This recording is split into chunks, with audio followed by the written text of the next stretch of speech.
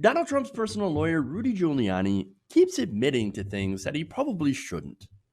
Now, this happened in a recent interview with The New Yorker. Now, Giuliani, of course, had admitted that he saw former U.S. ambassador to Ukraine, Marie Yovanovitch, as an obstacle to him doing his investigations on the Biden family.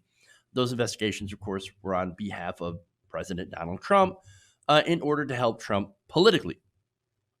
So now he admitted in this New Yorker article, quote, "I believe that I needed Yovanovitch out of the way. She was going to make the investigations difficult for everybody." Fun. So now, remember, these are investigations that are mainly predicated on conspiracy theories. For example, CrowdStrike, that there's some hidden server in Ukraine that somehow is there and is holding like 33,000 emails and proof that it was Russia, that it wasn't Russia, that it was Ukraine instead of Russia that hacked the DNC. And so therefore, something, it's Democrats' fault. Okay, hilarious. And then, of course, that somehow Hunter Biden sitting on the board of Ukrainian gas company is somehow illegal. Ethically problematic? Absolutely.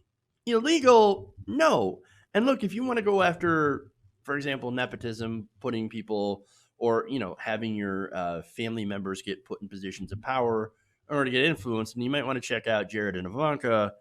That's all I'm saying. You might want to look a little bit closer to home than having to travel to Ukraine. But they don't want to do that, of course. So now, it is illegal. Soliciting foreign help in an election. You can't do that. Not to mention, if you're working as a foreign agent without registering with the government first. That's what they got Paul Manafort for, by the way. He's a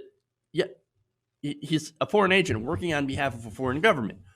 The least that you have to do when you do that is tell the government that, hey, by the way, I'm working on behalf of Ukraine in order to root out corruption, or I'm working on behalf of Russia, or I'm working on behalf of Israel, things like that. Yes, it would be nice if you told us. And that's basically the minimum that you can do. And there are people out there that still are unable to do it. It's amazing. It's amazing.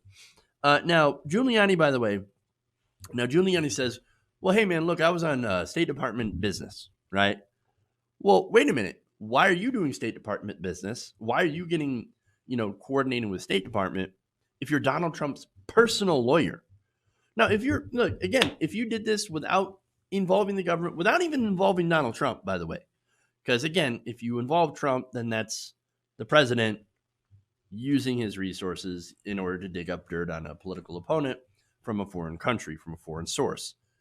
If Giuliani were to do it on his own and then go, I guess, I don't know, in a way that bypasses Trump and goes directly to the Justice Department or something, right? Something that doesn't involve, obviously, the ties to Donald Trump, then maybe you could make a case that it could be legal. I don't know entirely. There's certainly the way that you can do opposition research and, get dirt on your opponent, which is what opposition research actually is, and do it in a way that's not breaking a whole ton of laws, including campaign finance laws. So now, anyway, if you didn't think that him admitting to his role in this once was bad enough, well, now here comes Giuliani once again. Now, this hit piece, and it's a hit piece, of course, also has you on the record admitting that you forced out Marie Yovanovitch. Of course you I said did. You needed her out of the way, but you're a personal attorney for the president, so why do you need her out of the way? I didn't need her out of the way. I forced her out because she's corrupt. I came back with a document that will show unequivocally that she committed perjury when she said that she turned down the visa for Mr. Shokin because of corruption. It's documentary evidence that she committed perjury. I have 4 witnesses who will testify that she personally turned down their visas because they were going to come here and give evidence either against Biden or against the Democratic Party. There's no question that she was acting corruptly in that position and had to be removed. She should have been fired if the State Department weren't part of the deep state. But why did... she was acting corruptly. Pretty sure, not a word. But okay.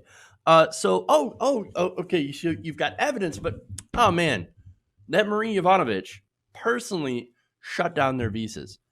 Man, if only there was a thing where you could give evidence through the internet, like through a video kind of chat system. Man, if only something like that existed where you didn't have to physically travel to another place in order to give your evidence or testimony. My God, if only, right? It's too bad we didn't have that. I guess couldn't have as witnesses. What are you talking about? No, they can go through the process. Look, I want to hear about it. I want to hear their testimony. Okay, this is interesting. Look, the Republicans, by the way, the Republicans are allowed to call witnesses. Donald Trump himself says, bring it on. I want a trial. Of course, all of his defenders, for example, Mitch McConnell's like, no, you don't want a trial. Lindsey Graham says, no, let's wrap this thing up. Let's go. Like, soon as possible so we can get back to the supposedly the work of the people, right? Hilarious. No, they don't want that at all. They want to just rush through the process, and Donald Trump saying, no, let's do a trial. You sure? I mean, I guess they could bring those supposed witnesses and that supposed evidence, but again, I'm not sure that evidence really even exists. So hilarious. And by the way, speaking of Lindsey Graham says, I don't want any more witnesses. I've already made up my mind. I'm not going to change anything. Now, that's the opposite position that he had back during the Bill Clinton impeachment. He was like, we need more witnesses. We need more. We need to, come on, more in this trial. Let's slow it down and let's really take our time. Fascinating. And again, Mitch McConnell already made up their mind. The fix is in. They're not going to vote guilty no matter what. And they want to rush the trial because they don't want the voters to be swayed by the actual evidence. Now, again, Giuliani can say, I got 4 witnesses, I got 4 sources. Well, until you produce that and they're independently vetted and their information is proven to be correct, well, then you don't have anything. Whereas there is a mountain of evidence against President Trump. And look, the thing is and as I said before, the reason they want to wrap this up and get it done is because they don't want any of the evidence that the Democrats are trying to bring to the table, and I've already found during the House impeachment investigation and inquiry, to make it to the Senate and to get broadcast for the world to hear. Couple that with, of course, testimony that they're waiting for example, from people like John Bolton, that and Mike Pompeo, that really might make the case against Trump even more airtight. So much so that not even a lot of the voters can, Republican voters can ignore. And look, the polls are already disastrous. Fox News poll recently came out, and it showed that 54% of Americans support impeaching the president. 50% say impeach and remove. And again, we're not even in the Senate trial. So it's, of course, in President Trump's best interests to have this wrapped up very, very quickly. And hopefully the Democrats don't allow that to happen. We'll see. We'll see if there's any way that they can push back. But all right. So anyway, now, as far as the poll goes, let's say Trump wasn't exactly thrilled about it. But the point is, Republican senators, they are watching the polls. And the more that comes out, the more possible it is to change some people's minds.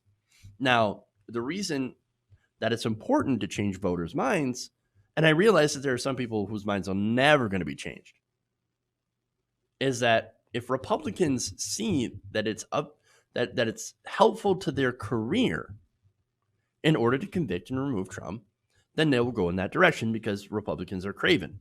All they care about is winning re-election.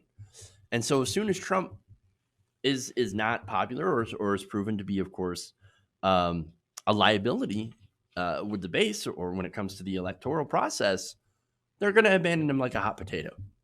They're going to drop him. And so we'll see.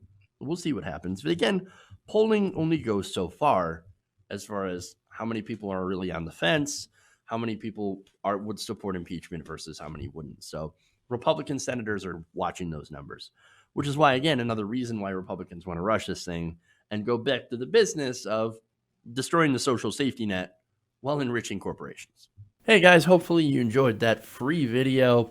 Now I'm going to have to ask you a favor. Between the demonetization and the YouTube algorithm messing around with view counts, etc., we're having a hard time adjusting to the new YouTube reality, which is where you guys come in. See, we have a Patreon, patreon.com/TYTNation, set up to help us rely on you guys, the viewers, instead of big corporate ads. Look, you know the show. You know I'm not in favor of big corporations anyway. So help us transition away from relying on the ad model to pay the bills and sign up to be a patron, patreon.com/TYTNation. That goes a long way to help us keep the lights on. And you guys will know that you're supporting independent, progressive media.